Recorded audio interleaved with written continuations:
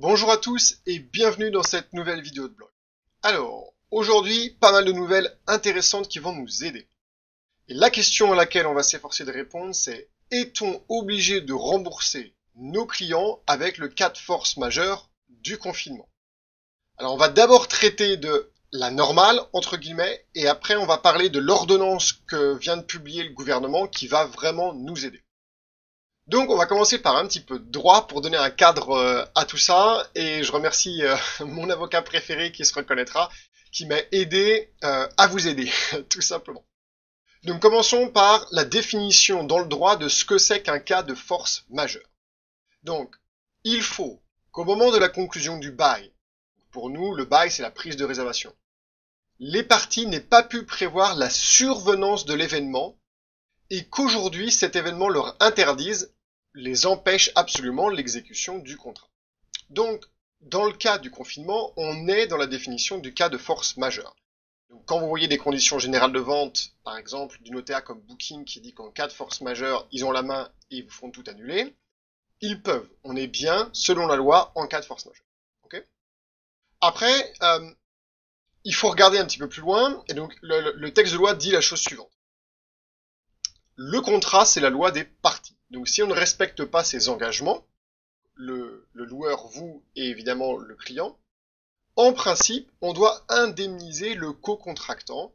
Et pour une location saisonnière que l'on annule, donc ça c'est si le client annule une location saisonnière, ça veut dire laisser au moins la somme de réservation au propriétaire.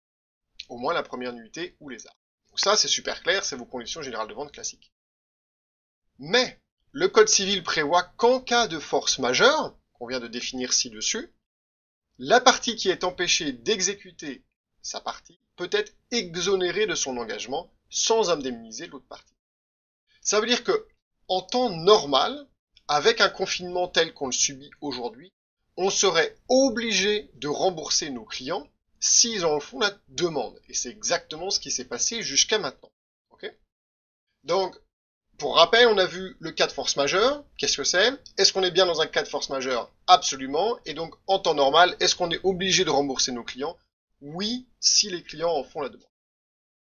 Sauf que, et là, c'est le moment important de la vidéo, le gouvernement vient de publier une ordonnance qui s'appelle l'ordonnance à valoir 18 mois. Alors, vous allez me dire, qu'est-ce que c'est que ce charabia? Alors, je vais vous mettre le lien pour télécharger cette ordonnance. En gros, ce qu'il faut retenir, c'est que le gouvernement casse ce qu'on a lu juste avant sur le cas de force majeure et dit non, stop. On oublie le cas de force majeure et pour protéger les petites entreprises du tourisme et pour protéger leur trésorerie, ils n'ont plus l'obligation de rembourser leurs clients.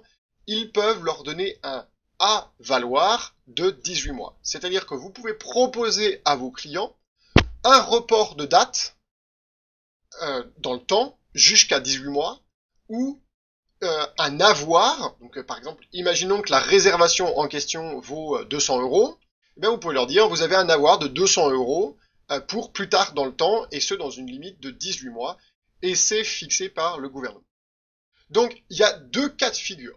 Le cas de figure où vous avez des réservations directes. Alors, il faut le faire dès maintenant. Vous prenez votre téléphone, vous les contactez et vous leur proposez deux choses. Soit un report de date, donc ils choisissent des dates et ben voilà, un report de date, tout bêtement. Alors, attention avec cette solution de report de date quand même, vous allez vous retrouver à reporter des réservations d'une période d'assez faible demande, mars, à peut-être une période de forte demande comme juillet-août, surtout si la crise sanitaire a fini entre-temps. Donc, moduler ça, à vous de voir en fonction de l'état de votre trésorerie, à quel moment est-ce que c'est l'idéal de proposer un report de réservation à vos clients. Et puis la deuxième solution, c'est de leur proposer tout simplement un avoir. Donc, un avoir, ça veut bien dire que vous avez eu une réservation de 200 euros, vous avez dans les 18 mois, entre maintenant et dans 18 mois, vous pouvez faire une nouvelle réservation et vous avez un crédit chez nous de la somme que vous avez déjà payée pour la réservation qu'on ne peut pas exécuter du fait du contrat. Donc ça, c'est une excellente nouvelle. Le gouvernement nous donne vraiment un coup de pouce pour protéger notre trésorerie. Donc commencez d'ores et déjà à contacter tous les gens qui ont réservé directement chez vous. Donc ça, c'est le premier cas de figure. Le deuxième cas de figure, ce sont les réservations qui sont passées par les agences de voyage en ligne, Booking, Airbnb, Expedia, etc. Et certains d'entre vous ont reçu l'email de Booking du 18 mars. Donc, c'est vrai que cet email, c'était avant la parution de cette ordonnance. Mais en gros, cet email, il nous faisait une clé de bras et il nous obligeait à rembourser les clients. Donc, on ne pouvait pas proposer d'avoir, on ne pouvait pas proposer de report de date. Booking nous obligeait à rembourser les clients. Et si on l'avait pas fait dans les 5 jours, il saisissait sur notre compte en banque directement la somme pour rembourser le client. Booking, quoi, hein. Bon, on va pas être grossier, mais vous savez ce que j'en pense. Donc, et le pire étant que dans leur email, ils ont quand même précisé qu'ils étaient beaux joueurs parce qu'ils ne commissionneraient pas ces annulations. Enfin, on est sur une autre planète chez eux. Mais bon, c'est pas grave. Donc, maintenant, avec cette ordonnance, ils n'ont pas le choix que de se plier à la loi française. Donc, ils vont certainement pas le faire tout de suite, ils vont mettre du temps à réagir, comme d'habitude, voire ils vont dire nous on s'en fiche. Donc ce que vous pouvez faire pour protéger votre trésorerie, c'est tout simplement bloquer les prélèvements de Booking. Et là, vous êtes dans votre bon droit. Alors, certains voulaient faire ça ou ont commencé à le faire avant l'ordonnance. Là, vous n'étiez pas dans votre bon droit. Bon, maintenant, il se trouve que l'ordonnance et le gouvernement a rattrapé la situation. Mais là, vraiment, c'est ce que je vous conseille pour éviter que Booking vous détruise votre trésorerie et du fait de cette ordonnance à valoir de 18 mois, bloquez les prélèvements de Booking. De toute façon, en ce moment, vous prenez pas de réservation pendant cette période de confinement.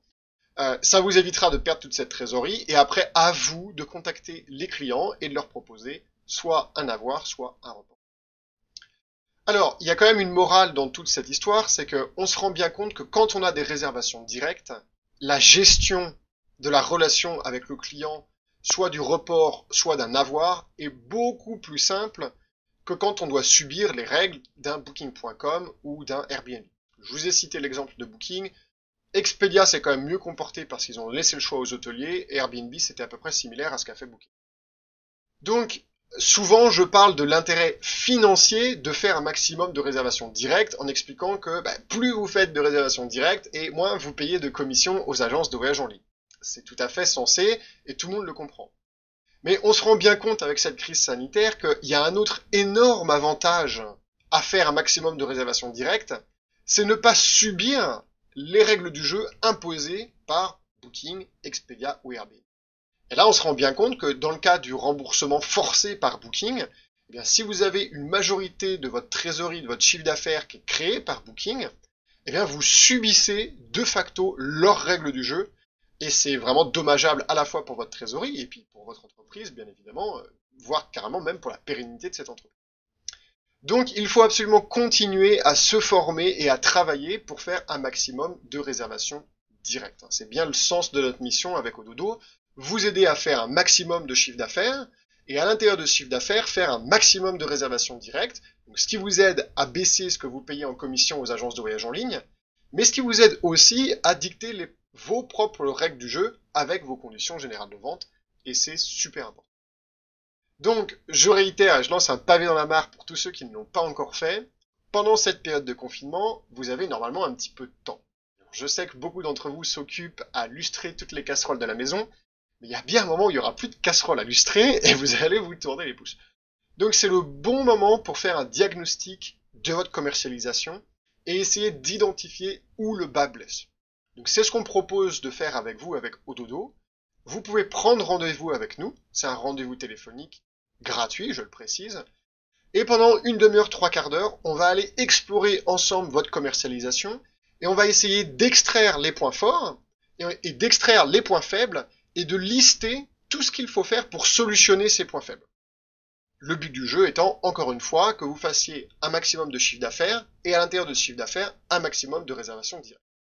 Voilà, donc c'est le bon moment de faire ces choses-là. N'hésitez pas à nous contacter directement pour. Cette ordonnance, je vais vous mettre un lien donc pour que vous puissiez la télécharger si ça vous intéresse de la lire dans le détail. Je vous en ai fait un petit résumé, il y a des choses qui sont quand même assez intéressantes à lire. Et puis comme d'habitude, on continue de vous tenir au courant au fur et à mesure en fonction des nouveautés sur de ce que le gouvernement va nous dire à propos de cette ordonnance ou à propos de comment le marché va évoluer. Voilà, on est jeudi, donc bon courage à tous pour cette semaine. Continuez. S'il y a des sujets en particulier que vous souhaitez qu'on traite avec nos vidéos de blog, eh bien n'hésitez pas à mettre un commentaire sous cette vidéo. Et puis si vous regardez cette vidéo sur YouTube, eh bien n'hésitez pas à vous abonner, comme ça vous recevrez une petite alerte quand il y aura une nouvelle vidéo et vous pourrez... Allez, bon courage à tous, au revoir.